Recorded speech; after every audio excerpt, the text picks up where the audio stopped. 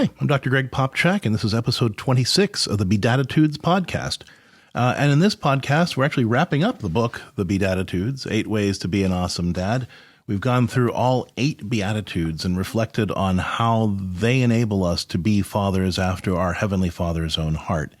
But I wanted to wrap up with this episode with just a larger reflection on fatherhood. And by the way, don't worry, this won't be the last Beatitudes podcast. We're going to move forward, talking about other topics that relate to each of the Beatitudes as well. So we'll be going deeper in the coming weeks. But I'm wrapping up the book with this. So if you haven't actually been following along, I really encourage you to start at the beginning and walk through the book with me. And if you want to pick up a copy, because we do go into more detail in the book, that's great too.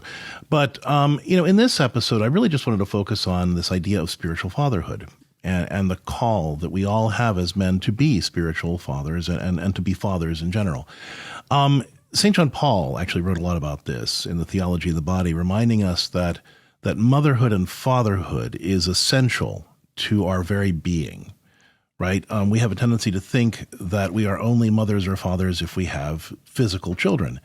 But motherhood and fatherhood is a basic call for every Christian disciple, because this sort of spiritual parenthood that we all have is built into us. As persons, we flourish when we help other people flourish. And that is this spiritual parenthood. Anytime we help another person flourish, we are exercising that spiritual parenthood that we are born with and that's built into us, and that serving God and following our Heavenly Father calls out in us. So parenthood is sort of the most foundational ministry. And even before we are married and have children, we are still fathers. We need to be teaching our children to be spiritual mothers and fathers to their friends, to the people that are in their care, their brothers and sisters, right? And we need to be exercising that in everything that we do, because we find ourselves by embracing our fatherhood. There's a lot of ideas about what does it mean to be a man, and there are a lot of weird ideas about it, honestly. But in truth, the more we embrace our fatherhood, that capacity to use our gifts, our time, our treasure, our talents, our abilities, even ourselves, to help other people flourish, the more we are exercising that spiritual fatherhood that is an essential part of our nature. And if we are blessed to have physical children, then helping them flourish and become truly well-integrated, healthy, godly men and women is the highest calling that we can have. Because this fatherhood is how we give ourselves and all we have to help others flourish, and specifically help another person flourish, our children and our wife too. When we are able to exercise this, we really embrace the character that our Heavenly Father wants us to exhibit by being more like Him. And it's the most important thing we can do.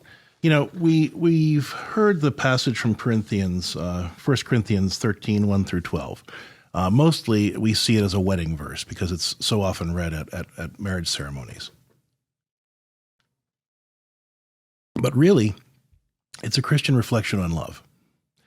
And I quote this in the book, and I adapt it for fathers in particular. And I want you to really pray through this with me as I read this passage to you. If I speak in the tongues of men or of angels, but I am not a loving father, I am only a resounding gong or a clanging cymbal. If I have the gift of prophecy and can fathom all mysteries and all knowledge, and if I have faith that can move mountains, but I am not a loving father, I have nothing. If I give all I possess to the poor and give over my body to hardship that I may boast, but I am not a loving father, I gain nothing. A loving father is patient. A loving father is kind. He does not envy. He does not boast. He is not proud. He does not dishonor others. He is not self-seeking. He is not easily angered. He keeps no record of wrongs. A loving father does not delight in evil, but rejoices with the truth. He always protects, always trusts, always hopes, always perseveres. A father's love never fails. But where there are prophecies, they will cease. Where there are tongues, they will be stilled. Where there is knowledge, it will pass away. For we know in part, and we prophesy in part, but when completeness comes, what is in part disappears. When I was a child, I talked like a child. I thought like a child. I reasoned like a child. When I became a father, I put the ways of childhood behind me. For now we see only a reflection as in a mirror, but then we shall see the Father face to face. I just want to leave you today with that passage and just ask you to reflect on that.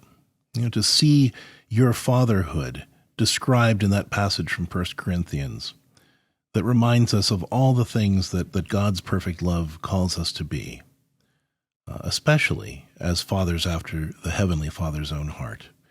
And as you love yourself and your wife and your children with that love, allow God to enter more deeply into your heart and transform you from the inside out so that you can be the man God created you to be, the husband your wife needs you to be, the father your children long for you to be.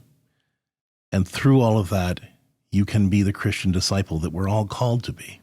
I want to thank you for walking through the Beatitudes book with me. As I say, in future episodes of the Beatitudes, we'll be looking at different issues through the lens of the Beatitudes, so we'll continue reflecting on this. But thank you so much for walking with me through these chapters of the Beatitudes, 8 Ways to Be an Awesome Dad.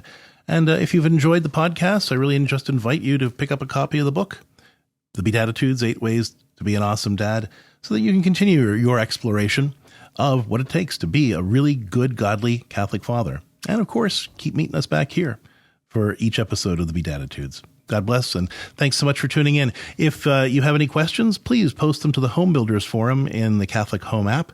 I'd love to continue the conversation there. God bless.